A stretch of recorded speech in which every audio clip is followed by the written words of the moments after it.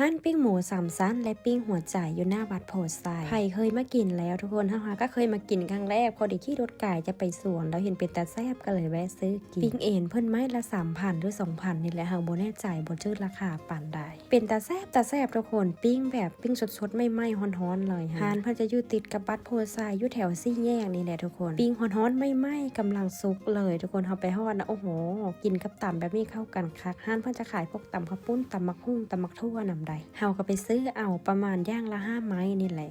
กินเข้าไปนะแซ่บนัวคักทุกคนซื้อไปกินอยู่หันสวนมานี่บ่แน่ใจว่าเพิ่นเปิดจักโมงแต่ตอนที่เฮาไปนั้นประมาณ1 โมงนี่เห็นว่าเพิ่นปิ้งสุกหลายแล้วน่าจะเริ่มเปิดตั้งแต่เช้าเพิ่นแหละไผไกลไปไกลมาแถวนั้นก็ไปแวะอุดหนุนเพิ่นเด้อบ่แน่ใจว่าเพิ่นขายทุกมื้อหรือบ่แต่ว่าปิ้งเองเพิ่นยอมรับว่ามันเป็นแต่แซ่บแล้วก็แซ่บพร้อมทุกคนมีแต่ต้นใหญ่ๆตึงๆปิ้งกินกับหนังนะโอ้แซ่บค่ะใครที่มากินปิ้งเองจ้ามเองหรือปิ้งอีหยังแบบนี้นะไปห้านเพิ่นเด้อทุกคนเด้อเป็นแต่แซ่บคักแฮงมื้อนี้เป็นวันอาทิตย์แน่เฮาก็เลยพากันออกไปหาพวกอยู่สวนเห็นเขาจะไปนอนสวนตั้งแต่เมื่อคืนพุ่นส่วนเฮานะตื่นเช้ามาจังแปะตอนเที่ยงแบบนี้ก็เลยเห็นอีหยังที่มันเป็นตะกินก็เลยหิวไปเบิดเลยกินหยังก็เป็นตะแซ่บไปเบิดยามหิวเด้บางเทื่อกระต่ายใหญ่ก้นท้อง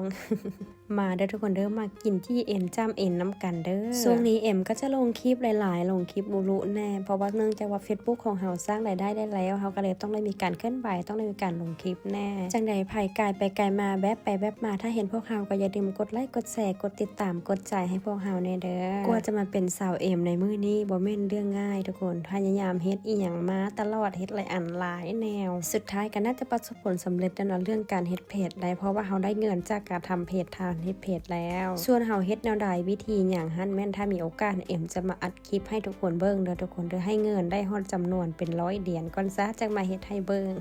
สัญญาว่าสิมาเฮ็ดให้ทุกคนเบิ่งอยู่เฮ็ดคลิปให้ทุกคนเบิ่งอยู่แต่ว่าช่วงนี้ยังบ่ทันมีเวลาได้ยังบ่ทันมีโอกาสที่เหมาะสมพอถ้ากินตรงกินตำแล้วเฮาก็คิดอยากกินแนวเป็นมากไม้มากตอกมาเจอมักสีด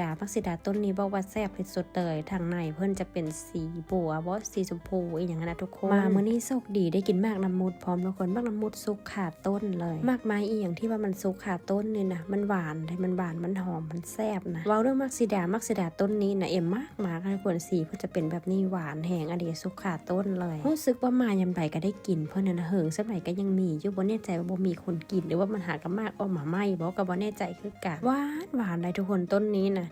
ปกติเฮาก็บ่ได้มากินมักสีดาขนาดนั้นแต่ว่ามาเจออันนี้หันแม่นเฮากินตลอดกินเป็นประจำเลยต้นนี้นะแล้วก็เบิ่งทางในมันคือว่าบ่ค่อยมีนะทุกคนรู้สึกว่ามันเป็นแบบในเป็นนิ่มไปเลยอะนะมาลองกินมากน้ำมดกันต่อดีกว่าทุกคนมากน้ำมดในหาก็เลยกินเทื่อแรกคือการเพื่อนหากันง่ายบ่โดยแนวใดสุกขาต้นแบบนี้หันบานเจี๊ยบเลยพี่น้องเอ้ยเนื้อเพิ่นทางในก็สิเป็นอ่อนๆนิ่มๆเป็นมากน้ำมดที่แบบปลอดสารพิษแห้งอันเดียวเลยค่ะบ่ได้ใส่พูนบ่ได้ใส่น้ำเลยปล่อยให้มันขึ้นมาแบบธรรมชาติแห้งต้นน้อยๆแต่บ่มากบักหลายได้ทุกคนเสาร์อาทิตย์พวกเฮาบ่ฮู้จะไปใส่กับพากันออกมาแต่เฮือนสวนจนได้ไปใส่ไก่หลายก็บ่ได้เพราะว่าเวลาพักของเฮาก็มีจำกัดแน่